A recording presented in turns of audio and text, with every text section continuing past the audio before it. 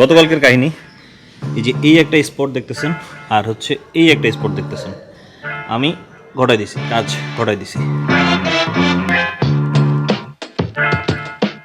কাহিনী যেটা হয়েছে, আমি গাড়ি নিচে আজকে হচ্ছে 5 নম্বর দিন চলছে। 3 নম্বর দিন পর্যন্ত আমি কোনো ছবি ভিডিও পোস্ট করি না বা বেশি মানুষজন জানেই না যে আমি গাড়ি নিছি। তবে এই 3 নম্বর দিন পর্যন্ত আমি ঢাকা শহরে প্রচুর ঘুরছি, প্রায় 100 থেকে 120 কিলোমিটার আমার ঢাকা শহরের ভিতরে চালানো হয়েছে। কঠোর জ্যাম, চিপা চাপা সব কিছুর মধ্যে আমি চালাইছি। 4 নম্বর দিন সকালবেলা আমি বসুন্ধরা গেছি, তারপরে আসছি বিকালবেলা মানে সন্ধ্যার দিকে হচ্ছে আমি ভিডিও আপলোড দিছি বা ফেসবুকে পোস্ট করছি। তখন সবাই জানছে যে হ্যাঁ আমি নতুন গাড়ি কিনছি, এবং আলহামদুলিল্লাহ আপনারা অনেক অনেক ভালোবাসা দেখাইছেন, থ্যাংক ইউ ব্রাদার্স। কিন্তু আমার মনে হয় কিছু মানুষ আমাকে নজরও দিয়ে দিছে, যার ফলে ছবি বা ভিডিও আপলোড দেওয়ার 1 ঘন্টার মাথায় আমার গাড়িতে আমি প্রথম স্ক্র্যাচ ফেলে দিই। ডান সাইড থেকে একটা গাড়ি আমাকে চাপ দেয়, আমি একটু বাম সাইডে যাই, পাশের বাম সাইডে যে গাড়িটা ছিল তার লুকিং গ্লাসটা আমার গাড়ির সাথে লাগে এবং তার লুকিং গ্লাস ভেঙে পড়ে যায়। আমার 1000 টাকা জরিমানাও দিতে হয়েছে তারে। আর আমার গাড়িতে প্রথম স্ক্র্যাচ আমি ফেলি নিজ হাতে। আর 2 নম্বর স্ক্র্যাচটা তার ঠিক একটু পরেই পার্কিংয়ে ঢুকাইতে গিয়ে, পার্কিংয়ের মধ্যে একটা বাইক ছিল, তার পিছনের অংশে লেগে আরেকটা খোঁচা লেগে গেছে। আপনারা যারা ভাই নজর দিচ্ছেন, প্লিজ ভাই মাফ করে দেন, আমি ভালো মানুষ, কারো ক্ষতি করি নাই। যাই হোক, আমাকে গাড়ি চালানোর জন্য আরও বেশি শান্ত হইতে হবে, আরও বেশি ধৈর্যশীল হইতে হবে। বাইকার তো, যার কারণে একটু ফুরপুরা হুটহাট করে তো বের হয়ে যাওয়ার অভ্যাস, কিন্তু গাড়ি হাত দিয়ে মনে হচ্ছে না এটা করাই যাবে না, অনেক শান্ত হয়ে যেতে হবে। এখন সেটার প্র্যাকটিসেই আছি।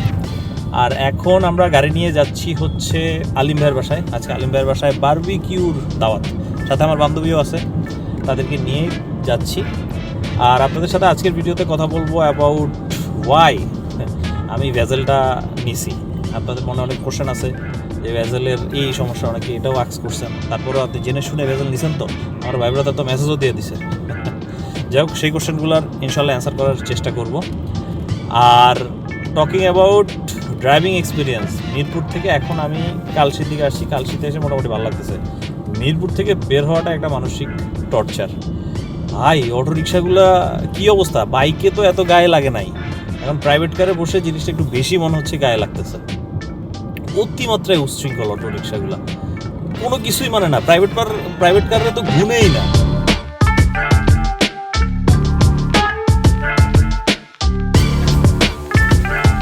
একটু আগে আসার কথা ছিল 5:30টায়, আমি আসছি হচ্ছে 6:40-এ। এখনো আমি সবার আগে আসছি গাড়ি নিয়ে। এক্সাইটেড, নতুন গাড়ি কখন চালাবে, কখন লাগাবে।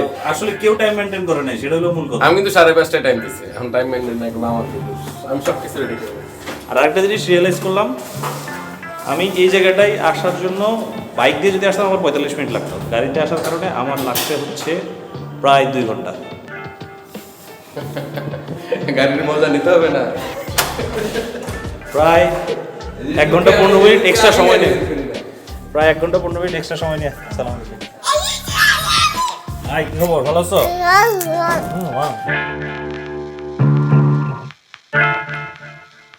বারবিকিউ যেই এখন পার্টি হচ্ছে, এটা করতে চাইছিলাম হচ্ছে 31st নাইটে। মুরগি রাজি হয় নাই তখন। মুরগিকে অনেক কষ্ট করে রাজি করাইছি। 31 তারিখ থেকে শুরু করছি, না তার আগের থেকে শুরু করছিলাম, আজকে 3 তারিখে অবশেষে মুরগি রাজি হয়েছে।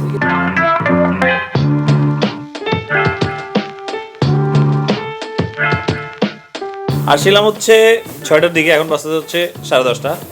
মুরগি টুরগি খাওয়ার পরে ভালো রকমের বিজনেস প্ল্যান হয়েছে। প্রতিবারে যেটা হয়, আড্ডায় বসলে একটা বিজনেস প্ল্যান হয়, 5টা ক্যান্সেল হয়। আর সব বিজনেস প্ল্যানের উদ্যোক্তা হচ্ছে এই যে, এবার একটাই হয়েছে, একটাই ক্যান্সেল।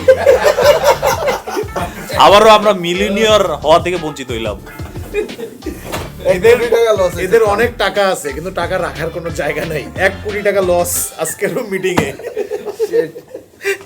ঠিক আছে, গুড বাই, আল্লাহ হাফেজ। গাড়ি কেনার আগে বাংলাদেশের গাড়ির মার্কেট নিয়ে একটু অ্যানালাইসিস করা হয়েছে, এবং সেই ছোট্ট অ্যানালাইসিস থেকে যেটা বুঝতে পারছি সেটা হচ্ছে বাংলাদেশের মানুষজন টয়োটার প্রতি খুবই বায়াসড। চোখ বন্ধ করে মানুষ টয়োটাকে ট্রাস্ট করে, এবং সেটার একটা বিগ রিজন হচ্ছে রিসেল ভ্যালু। একবারে খারাপ কন্ডিশন, অনেক পুরাতন মডেল, তারপরেও মানুষজন চোখ বন্ধ করে কিনতেছে, কারণ সে জানে এই গাড়িটা যখন সে সেল করতে যাবে তখন সেটা নিয়ে তাকে খুব একটা বেশি প্যারা খাইতে হবে না। তো আমি আমার পয়েন্টগুলো আলোচনা করলাম বা পর্যালোচনা করলাম যে আসলে আমার আসলে একটা গাড়ি কিনতে হলে কী কী জিনিস দরকার। প্রথমত আমার লুকস ইম্পর্টেন্ট, অনেক বছর আগের পুরনো লুকসের গাড়ি আমার কাছে পছন্দ না। দ্বিতীয়ত হচ্ছে মাইলেজ, কত কিলোমিটার চলা এবং আমি কত কিলোমিটার এর থেকে মাইলেজ পাই সেটাও ইম্পর্টেন্ট। 50-1 লাখ কিলোমিটার চলা যে গাড়ি আমি নিলাম, তারপরে নেওয়ার পরে 4-5 লাখ টাকা আবার খরচ করতে হবে, এইটা আমার কাছে একটু হ্যাসেল মনে হচ্ছিল। আমার কাছে মনে হচ্ছিল যে আমি এমন একটা গাড়ি নিই যেটা নিব আর চালাবো, যার কারণে যত মাইলেজ কম হবে, মানে হচ্ছে ধরেন অডো কম হবে, তত আমার জন্য ভালো। আর 3 নম্বর যেই রিজনটা সেটা হচ্ছে কত সালের মডেল, কারণ যত বেশি পুরনো মডেল হয় সেগুলোর ইন্টেরিয়রের অবস্থা তত বেশি বাজে হয়, কেমন যেন একটা ব্যাড স্মেল কাজ করে। যদিও সেগুলো ওই যে খরচ করলে মডিফিকেশন করা যায়, কিন্তু আমি সেরকম কোনো কিছুতে যেতে চাচ্ছিলাম না, নিব আর চালাবো।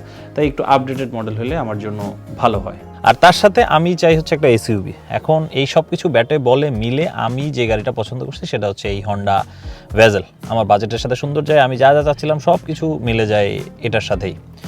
তবে ভেজেলের মধ্যে একটা ভেজাল আছে, যার কারণে সবাই হন্ডা ভেজেলকে ভেজাল নামেই ডাকে, সেটা হচ্ছে ডিসিটি ইস্যুটা। তো সেটা নিয়ে যখন স্টাডি করতে গেলাম দেখলাম যে অনেক অনেক ব্র্যান্ড হিউজ ইনভেস্টমেন্ট করছে এই ডিসিটির উপরে। কিয়া, তারপর ইয়ন্ডা, এই হন্ডা, ইভেন মার্সিডিজ, আরও অনেক ব্র্যান্ডই এটার উপরে ইনভেস্টমেন্ট করছে।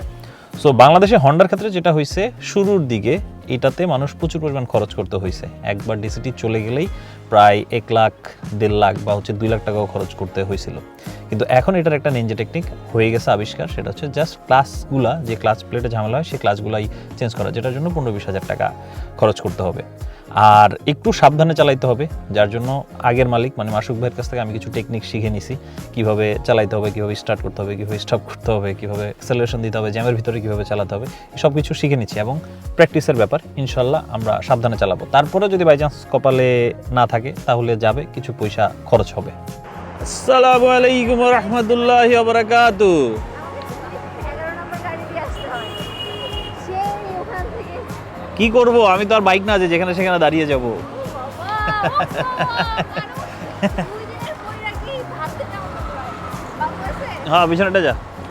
আর স্পেসিফিকলি এই ভেজেলটা মাসুক ভাই থেকে কেন নিছি সেটার আবার অনেকগুলো রিজন আছে। প্রথমত মাসুক ভাই যেহেতু ক্লোজ ভাই ব্রাদার, সে বলছে ভাই গাড়ি ফ্রেশ, কোনো প্যারা নাই। আমি বলছি ওকে ব্রো, আমি নিয়ে নিচ্ছি, আমি আর কোনো গাড়ি দেখিই নাই।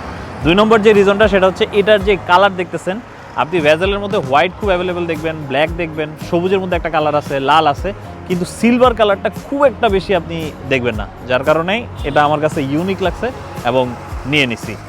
আর 3 নম্বর যে রিজনটা সেটা হচ্ছে এটার অডো মাত্র হচ্ছে 27,000 কিলোমিটার। 2017 সালে এটা রেজিস্ট্রেশন হয়েছে। 27,000 কিলোমিটার একটা গাড়ির জন্য খুবই কম। আর আমি যেটা প্রথমে বলছিলাম, আমি চাচ্ছিলাম এমন একটা গাড়ি যেটাতে আমার কোনো খরচই করতে হবে না।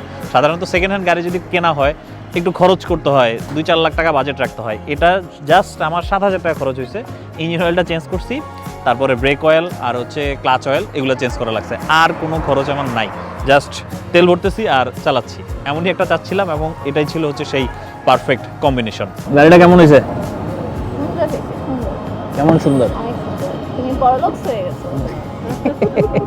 পরে যখন ছবি পাঠিয়েছিস আমি আসলেই তাজ্জব হয়ে গেছি, কারণ আমি তো বাইক দেখবো এই মানে ইয়াতে হচ্ছে গেলাম, গিয়ে দেখি এলাহি কেন।